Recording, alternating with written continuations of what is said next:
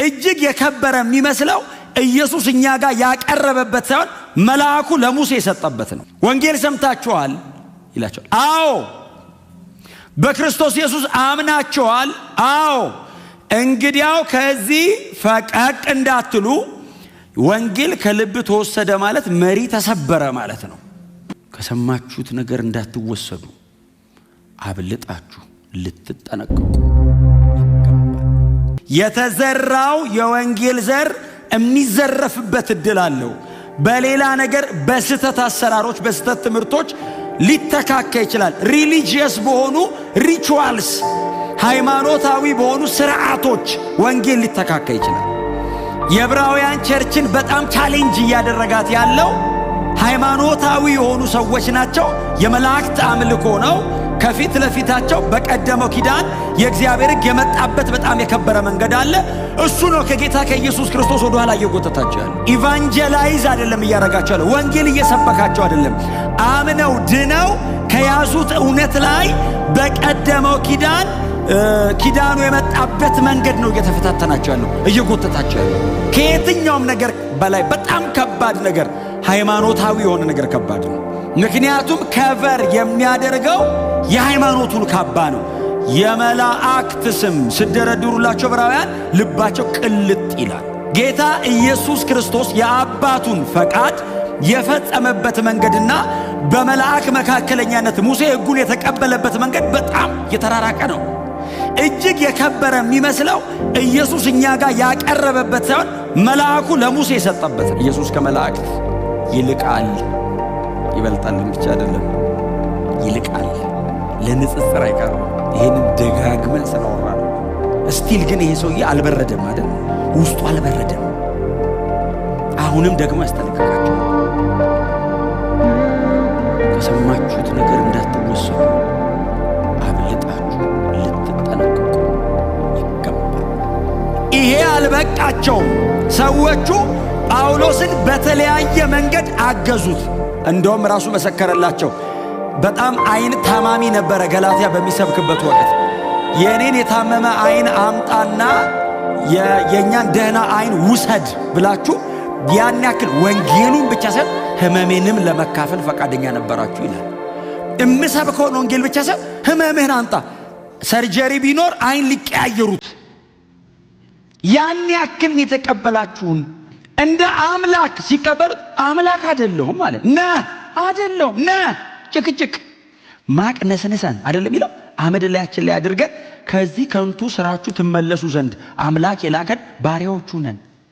ታዲያ እኔ ባሪያ ነኝ አምላክ አይደለም አምላክ ክርስቶስ ነው ብሎ በጭንቅ አስተውናቸው ይላል። በጭንቅ እንደው ዝም ብሎ አይደለም አንተ እኔ አምላክ አይደለሁም ብለህ የምታስተውሰው በጭንቅ ሊሰውላቸው መጥቶ ነው የሚለው። እንደውም ባይዘው አምላክ ነህ ብሎ ብቻ ኮንፌስ አላደረጉም። እምነታቸው ስራ ነበረው። ሊሰውና የአበባ ጉንጉን አድርገው ጳውሎስን ሄርሜን ያኛውም እንዲህ አሉት በርናባስን ቤተ ጣዖት አስገብተው ቁጭ አድርገው ሊያመልኳቸው። ይሄ 14 ደብዳቤ ጻፍ የተባለ ሰውዬ ቁጭ አድርገውት አስበዋል። ቅቤ እየቀቡት ምናምን ሲያመልኩት ከዛ የሆነ ጳውሎስ የሚባል እምነት ሰዎቹስ እንደ ነገር አይስቱ አይደለሁም ይልሃል ጳውሎስ። እዛ ጋር የሚያጣውን ክብር አይደለም የሚያዩ ለዘላለም የሚቀጥለው ነው ወንጌል ነው የሚያዩ። አየህ እኛን በዚህ ውስጥ ያየናል ኖ ሲል እዛ ጋር አይደለም ረጅም ዘመን ኢተርናል የሆነ የእግዚአብሔር ፕሮግራም ይታያል።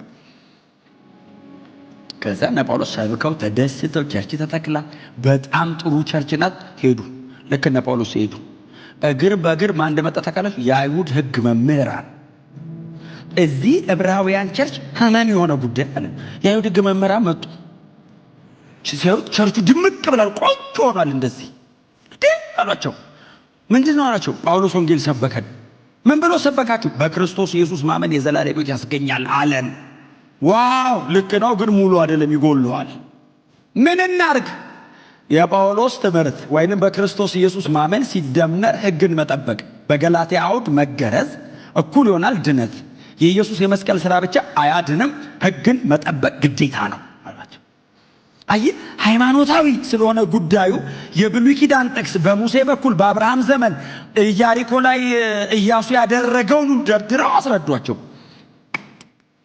ድሮም ጳውሎስ ዝም ብሎ እምነት ሲቀር ብሎ ነበር። ስራ ያስፈልገዋል። እምነት ሲደመር መገረዝ እኩል ይሆናል መዳን ብለው እምን አድርገው ቁጭ አሉ። ይህንን አምነው ሲቀበሉ ዝም ብሎ አይደለም የተቀበሉት። እነ ጳውሎስን በተቀበሉበት መጠን እነዚህንም ተቀበሉ። ገላትያ የአቀባበል ችግር። ከዛ ጳውሎስ ሰማ። ሲሰማ ተመልሶ መጣና ጉባኤ መሃል ነው ማይሰው ገብቶ ቁጭ አለ። መጀመሪያ ስዕሉ እንደሱ ነው። የገላትያ ቸርች የጳውሎስ ጭቅጭቅ ገብቶ ቁጭ አለ። አንዴ ሰበክ ያለው እንግዲህ ነው ተናግር ያለው የሚሆኑትን ይሁኑ አላለም። አየ ፕሮግራሙ ቸርች መጣ ቁጭ አለ። እነዛ የሐሰት እንደውም ሐሰተኛ አስተማሪዎች አይላቸው እኛን ቶሎ ብለን እንኳን ሐሰተኛ አስተማሪ ማለት ነው። ጳውሎስ ምን እንደሚታውቃላችሁ ሾልከው የገቡ ሐሰተኛ ወንድሞች ሪዝመት ለፈርስት ሴንቸሪም ለ21 ሴንቸሪም ነው ባይዘው ስሙ እንዳይገነጥላቸው ቸርች ናቸው፣ እንዳይቀበላቸው ሐሰተኛ ናቸው። ሾልከው የገቡ ወለን ሐሰተኛ ብሎ ወንድሞች አቤት ይላሉ። ንጭርሽል ወንድሞች ይላሉ። አቤቱ ይሄንን የምታስተምጠው ነው ቆሞ አላቸው። ከዛ ጳውሎስ ቆመ። የገላትያን ኮንግሪጌሽን ሰበሰበ። ከዛ የገላትያን የቸርቿን መሪዎች ቁጭ አረገ። ምን እንዳለ ታውቃላችሁ? ገላትያ ምዕራፍ 1 ቁጥር 7 ላይ እኛ ከሰበክነው ወንጌል የተለየ ሌላ ማንም ማለት እኔን ጨምሮ ማለቱ ነው ቢሰብካልና አይበቃም፣ የሰማይ መልአክም ጭምር። ምን ማለት መሰለህ? ያልወደቀ ማለት ነው። የሰማይ መልአክ ማለት እነዛኞቹ መሬት ናቸውና አንዱ ጥልቅ ነው፣ የተቀሩት መሬት ለመሬት ነው የሚሄዱት። የሰማይ መልአክ ማለት ያልወደቀ ቅዱስ ቅዱስ የሚል ማለት ነው። መጥቶ ቅዱስ ቅዱስ የሚል ማንኛውም ሊሆን ይችላል። በስም እዚህ ላይ እየተጠቀሰም ያልተጠቀሰም መጥቶ ወንጌልን ኮሬክሽን ብሎ ሊያርመው ከሞከረ የትኛውን ወንጌል? እኛ የሰበክነውን ወንጌል ማንም ሌላ አድርጎ ሊሰበከው ከሞከረ ምንድን ነው ያለው? በሉታ አይዟችሁ ጳውሎስ ነው ያለው። በሉት የተረገመ ይሁን ማለት እርጉም ማለት አይደለም። ትርጉሙ አናቴማ ማለት ሰይጣን ከሰማይ በወደቀበት ይውደቅ ማለት ነው። ቸል ብንል የሚለው የሚጠቀመው ቃል ትክክለኛ ቃል እሱ ነው። አንድ ግሪክ ቃል አለ። እናንተ እስቲ ጻፉ። ግሪክ ገብታችሁ እንድታነቡ አሜሌሳንቴስ የሚል አንድ ግሪክ ቀላል ቃል አክብሮ ተጠርቶ እምቢ ያለ ሰው ማለት እግዚአብሔር በልጁ በክርስቶስ ኢየሱስ በኩል የላከው ድነት አክብሮ አንድ ልጅ ገሉ በልጁ ደም ነው የጻፈው። እግዚአብሔር ጥሪ ካርድ በልጁ ደም ጽፎ እባካችሁ ብሎ አልደረሰኝም እንዳንል እግዚአብሔር ልጁን የሰቀለው እዛ ራስ ቅል የሚባል ጎልጎታ ከፍ አርጎ ነው የሰቀለው። አላየውም ማለት አይቻልም። ከፍ አርጎ ሰቅሎታል ኢየሱስ። በልጁ ደም ጽፎ ወደ ሰው ልጆች ሁሉ እግዚአብሔር ልኮታል። አክብሮ ጠሪ አክባሪ ነው። አክብሮ ልኮታል እና ቸል ብንል እንዴት እናመልጣለን? እግዚአብሔር ከኢየሱስ ወዲያ የለውም። ወዳጆቼ የመጨረሻው ገብቶናል። ደግሜ እንደምነግራችሁ ጥልቀት እንጨምራለን እንጂ ርዕስ አንቀይርም። ሌላ እውነት የለም። የመጨረሻው ኢየሱስ ክርስቶስ። በክርስቶስ ኢየሱስ ማመን ብቻ ነው የዘላለም ሕይወት የሚያስገኝ። የለም ሌላ። ቅድም እንዳልኳችሁ ነው። በተለያየ አይነት የሃይማኖት ስርዓት፣ በተለያየ አይነት ፍልስፍና፣ በዚህ ዓለም ስርዓት ይህንን ለማደብዘዝ ይሞከራል። ተጠንቀቁ። ብርሃን የሰበሰበን ተነጋግረን አንድ ቤት አድገን ባክግራውንዳችንን አይተን አይደለም የመጣን። ከተለያየ ቦታ የሰበሰበን ይህ ብርሃን። ተጠንቀቁለት። ፕሮቴክት አድርጉት። በምን ልጠብቀው? በትምህርት ጠብቁ። ትምህርት ስለሆነ እያወሩ ያለሁት ሳልቬሽን ትምህርት ነው። ድነታችን የእውነት እውቀት ነው። አውቄ ነው ያለሁት፣ ገብቶኛል እና የምጠብቀው በትምህርት ነው። የሚወስድብኝ ምንድነው? ትምህርት ነው የሚወስድብህ። ሌላ ትምህርት ሲገባ ነው የሚተካብህ። ክብር ለኢየሱስ ይሁን። ይሄ ድነት፣ ይሄ ታላቅ መዳን አስቀድሞ አለ የዚህ ደብዳቤ እንዴት አይነት በእውነት እንዲህ ምንድን ነው የሚባለው? እንዴት አድርጎ ነው የሚያጎርሰው? ፍትፍት አድርጎ ታላቅ ድነት አልከዋል። አስቀድሞ በጌታችን በኢየሱስ ክርስቶስ ተነገረ አለ። አልሰማውም አትልም። 57 ዓመተ ምህረት ላይ ነው እየተጻፈ ያለው። ኢየሱስ ወደ አብ ካረገ 33 ዓመተ ምህረት ላይ ነው። ስንት ዓመት ማለት ነው? 57 33 ከ24 ዓመት በፊት ኢየሱስን ቆሞ አውርቶታል። ብዙዎቹ የአይን ምስክር ናቸው። አንዳንዶቹ ከኢየሱስ ሰምተዋል። ቀጥሎ የበጉ ሐዋርያት በሕይወት አሉ። ይሄ ድነታው በክርስቶስ ኢየሱስ በኩል ተነገረ። መሬት ወርዶ ሥጋ ለብሶ አካል ይዞ ቆሞ አወራ። ቸል ልትሉ አትችልም። ከኢየሱስ ሰምተሃል። የኢየሱስን አልሰማውም ካልን ደሞ አለ የአይን ምስክር የነበሩ አብረውት የወጡ የገቡ ሰዎች ደግሞ ሰበኳል። እነሱ አይተናል ብለው ሰበኳል።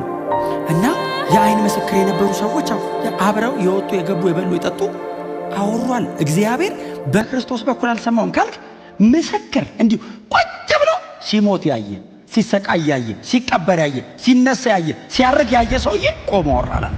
ይህንንም ደግሞ አልቀበልም ካልክ እግዚአብሔር መንፈስ ቅዱስን አፈሰሰውና መሰከራል። እግዚአብሔር እግር በእግር ነው ምክንያት ያሳጣል። መንፈስ ቅዱስን አፍስሶ ስለዚህ ታላቅ ድነት መሰከራል። ድነቱን ታላቅ ያለው እኮ እግዚአብሔር አለቀ አለ። ታውቃለህ? በልጁ ወር ከዛስ በሐዋርያቱ ወር ከዛስ መንፈስ ቅዱስ ወርዶ መሰከረልና እግዚአብሔር በመንፈስ ቅዱስ የመሰከረው እንዴት መሰላችሁ? ልዩ ልዩ ስጦታዎችን በማደል ለዳኑ ሰዎች ስጦታ አደለ። እግዚአብሔር ስጦታ ያደለውን ምክንያት ሲናገር ሰውየው ስለ ታላቁ ድነት ለመመስከር እንጂ ጥላውን ልሳን ለማናገር ብቻ አይደለም። መዳንህን ለማረጋገጥ መንፈስ ቅዱስ በውስጥ አደረ። ደግሞ ተጨማሪ ኮንፈርሜሽን የሚፈልግ ደግሞ ካለ ደግሞ ስጦታ ደግሞ አደለ። ይሄንን በማድረግ እግዚአብሔር ይሄንን ታላቅ መዳን አረጋግጧል። እንዴት ብለህ ቸል ትላለህ? መልአክ አንዴ ብቅ ብሎ ሕግ አቀብሎ ያ ሁሉ ነገር ከሆነ እግዚአብሔር ልጁን ልኮ ወልድ ወርዶ ነግሮ እምቢ ስትል እግዚአብሔር መንፈስ ቅዱስ እንደገና ወርዶ ነግሮ አብ እኮ ነው ወልድን ልኮ ነገራቸው። ወልድ መጥቶ ነገረ። ከዛ ተመልሶ ሴት መንፈስ ቅዱስን ሂድና ነገራቸዋል። ይሄው መጥቶ እየተናገረ ነው እስከ ዛሬ። በመልአክ በኩል የመጣው ያን ያህል ክቡርና ጽኑ ከሆነ በእግዚአብሔር በኩል የሚመጣው እንዴት አብልጦ አይጸናም? ይሄንን ደግሞ እምቢ የሚል ሰው ያንን እምቢ ያሉ ከተቀጡ ይሄኛውንማ እንዴት እናመልጣለን እንዴት እንቀጣለን አይደለም የሚለው። ይቀጣን ይሆን አይደለም፣ አታመልጠም ነው ቃሉ። እንዴት እናመልጣለን ማለት ምን ማለት ነው? የዘላለም ሞት አለ ነው። በጣም በእውነት ነው የምላችሁ። እግዚአብሔር የሆነ ነገርን ወስዶ አይ ሌላውን ነገር ደግሞ ሌላ ነገር ስትክድ ቢል እድል ነበር፣ እድል የለም። ይሄንን ድነት ሰው እምቢ ካለ አያመልጥም። ለምን መሰል? ለመዳን ማረጋገጫ የመንፈስ ቅዱስ ማህተም ስለሆነ የሚደረገው ላይ መንፈስ ቅዱስ ማህተም የሌለበትን ሰው እግዚአብሔርም አይወስደውም፣ አያመልጥም ሰውየው ከጥፋት።